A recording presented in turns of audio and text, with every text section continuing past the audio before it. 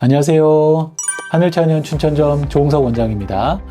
최근에 탈모 환자들의 비중이 점점 늘어나고 있는 것 같은데, 한의학적으로는 탈모제는 어떻게 보고 있고 또 어떻게 치료하는지, 그런 부분에 대해서 오늘 한번 얘기를 나눠보도록 하겠습니다.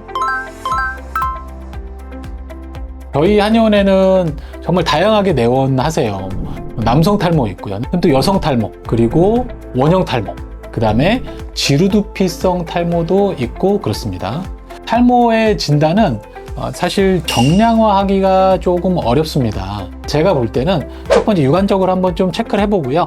두 번째는 현미경 통해서 조금 더 정밀 검사를 해봅니다. 육안 검사를 하는 거는 직접 한번 들여다보는 거죠. 그러니까 우리가 세이프존이라고 하는 이 측면부와 후면부의 모발 대비 얼마나 밀도가 떨어져 있고 가늘어져 있는지, 이제 그런 것들을 좀 체크를 해보고요. 그다음에 그걸 현미경을 통해서 한 번 더 보는 거죠. 그리고 또 하나, 두피의 상태는 어떠한지. 그래서 두피의 상태도 또 탈모를 보면서 체크를 합니다. 한의학에서 바라보는 탈모의 원인은 열로 봅니다. 열. 실제로 탈모 환자들이 내원에서 얘기를 들어보고 진찰을 해보면 두피에 열감을 호소하시는 분들이 아주 많아요. 그러면 이 열을 내려주는 것이 결국 치료라는 거예요. 열을 내려주기 위해서는 한약이 가장 기본입니다. 한약 복용을 하고, 그 다음에 또 하나가 두피에 직접적으로 약침 치료를 해요. 한약을 내가 먹어서 그 한약이 두피로 가서 작용을 할 수도 있지만, 이 한약을 정제해서 의약품으로 만든 약침액을 직접 두피에 주사를 해줌으로써 두피에 열을 내려줄 수가 있는 거예요. 그래서 그 투 트랙으로 치료를 진행한다고 보시면 되겠습니다. 네, 제가 환자분들 이렇게 진료를 보다 보면 모자를 써도 되느냐고 물어보세요. 모자. 정상인의 경우에는 아무런 상관이 없습니다. 하지만 내가 탈모가 있다라고 한다면은 모자를 쓰는 것은 좀 피해 주시는 것이 좋아요. 아까 제가 탈모의 원인은 한의학적으로 열이라고 했잖아요.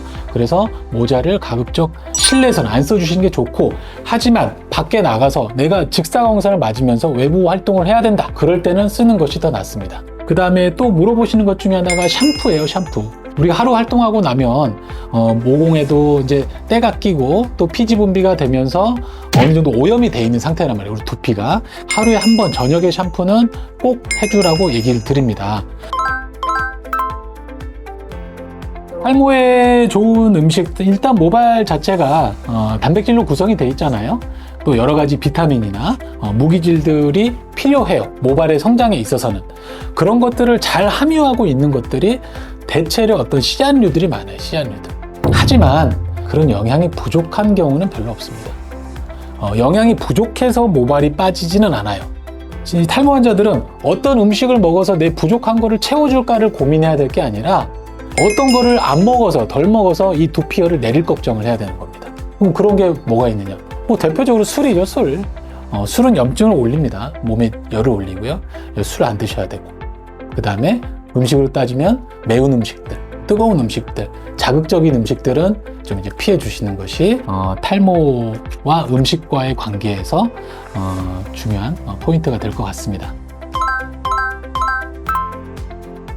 제가 아까 탈모의 원인은 열성 탈모라고 얘기를 했어요. 그러면 이 열을 올리는 것을 최대한 주의하는 것이 치료이자 예방이 되는 거예요. 그래서 두피열을 올리는 것들, 아까 얘기했던 어떤 음식에 대한 것들이 될 수도 있겠고, 또 하나 대표적인 게 스트레스죠. 스트레스. 실제로 우리 몸이 스트레스를 받으면 우리 몸에 열을 생성하고, 그 열은 아까 상열 하한의 기전에 의해서 위로 올라가게 돼 있습니다. 그럼 그 열은 두피열을 더 올리고 탈모를 또 다시 일어나게 할 수가 있어요. 그리고 펌이나 염색에 있어서는 좀 주의를 해주시는 게 좋은데, 특히나 염색. 염색 같은 경우는 정말 두피에 안 좋은 경우가 많기 때문에 그런 경우들은 조금 더 주의해서 염색을 하시면은 탈모 치료 후에도 재발을 방지하는 데 있어서 더 도움이 될 거라고 생각이 들어요. 일단 이 사진을 보시면 처음 사진이 지금 원형 탈모의 모습인데, 사행성 탈모의 단계입니다. 사행이라는 게 이 뱀이 기어가는 것 같은 모양을 나타낸다라고 해서 사행성이라고 하는 거예요. 그러니까 점이 이어져서 이제 하나의 선이 됐다라고 보면 될 것 같아요. 그래서 지금 이 환자는 이제 사행성 원형 탈모에 해당이 되는 거죠. 자, 이 환자 이제 치료하고 나서 머리가 다 났죠. 원형 탈모는 일반적인 탈모랑은 좀 기전이 달라요. 일반적인 탈모랑은 달리 자가 면역 기전에 의한 겁니다. 자가 면역 기전이라는 거는 내 몸의 면역세포가 내 몸의 정상세포를 공격하는 거예요. 보통 일반적인 탈모는 전체적인 범위로 봤을 때 휴직의 비율이 뭐 30%, 50%이 정도로 되는데, 원형 탈모는 국소 부위가 100%의 휴직에 도달한다. 이렇게 이해하면 될 것 같아요. 그래서 이런 환자들 현미경으로 딱 보잖아요. 이렇게 비어있는 곳들 봐도 다 모낭들이 다 그대로 살아있어요. 모낭이 퇴화되어 있질 않습니다. 오래된 탈모 환자처럼. 그래서 치료하면 얼마든지 다시 모낭의 기능이 회복이 되고 이렇게 정상적으로 다시 이제 모발이 올라오게 되는 거죠. 이 환자 사례를 보면요. 이 환자는 처음에 왔을 때 여기가 맨 처음에 시작 부위였어요. 근데 이제 치료하면서 굉장히 급격하게 이제 모발이 탈락하기 시작했어요. 이 상태를 전두 탈모라고 합니다. 전두. 그러니까 전체적인 모발에서 이제 탈락이 일어나는 거죠. 그래서 이제 치료하고 나서 이게 이제 좋아진 사례입니다. 이게 좋아지고 났지만 아직 여기는 좀 남아있죠. 여기가 맨 처음에 시작 부위라서 그런 거예요. 하지만 여기도 이미 지금 다 모발은 났어요. 이제 이거는 시간 문제예요. 여기서 모발이 올라오는 거죠. 그래서 이 사례를 보여드린 이유는 이런 전두 탈모도 한약적 치료로 잘 치료가 되지만 하나의 경각심을 가지시는 얘기예요. 내가 뭐 한두 개 있다고 해서 그냥 무조건 안심해야 해도 괜찮다라는 것은 아니다는 얘기입니다. 자, 이제 이 사례는 이제 남성 탈모 중에서도 U자형 탈모의 사례예요. U자형 탈모는 정수리랑 M자랑 좀 같이 혼재되어 있는 이제 그런 상태인데요. 이제 이 환자분은 치료하시고 머리가 많이 난 걸 볼 수가 있죠. 근데 이제 한 가지 요 부분, 지금 이 M자에 해당하는 부분까지는 아무래도 모발이 나지 않는 거를 좀 볼 수가 있어요. 왜냐하면 이 M자 부위는 이미 모낭이 없어요. M자는 특히나 빠르게 모낭이 퇴화를 해버리거든요. 그래서 모낭이 없는 상태이기 때문에 여기에서는 어떤 내과적인 치료를 통해서 모발을 나게 할 수는 없어요.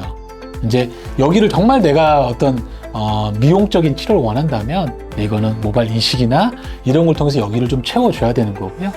하지만 이런 뒷부분들은 우리가 치료해서 좋아지게 할 수 있다. 그렇게 보시면 될 것 같습니다. 여성 탈모도 이 사례처럼 이렇게 M자 탈모로 많이 옵니다. 하지만 남성이랑 좀 다른 점은 남성은 정말 이렇게 움푹 패이는 것처럼 딱딱 나타나는 반면에 여성들은 약간 이 헤어라인, 앞 헤어라인 전체적으로 좀 탈모가 오는 경우들을 좀 볼 수가 있어요. 그래서 이런 경우 이제 치료했을 때 확연하게 모발이 굵어지고 이 헤어라인 부분이 좀 채워지는 것을 볼 수가 있죠. 오늘 탈모에 대해서 한의학적인 관점과 치료 방법에 대해서 한번 얘기를 드려보았는데요. 탈모는 그 어떤 질환보다도 초기 치료가 중요합니다. 시기를 놓쳐서 중기 후기 탈모로 넘어가면은 내가 더 치료적인 만족을 얻기가 어려워요. 그래서 집에서 고민만 하지 마시고 내원하셔서 내가 현재 탈모인지 그리고 치료가 필요한지에 대한 진단도 받아보시고 또 치료에 임하시면 좋은 결과가 있을 거라고 생각을 합니다. 오늘은 여기까지 얘기 드리도록 하겠습니다. 감사합니다.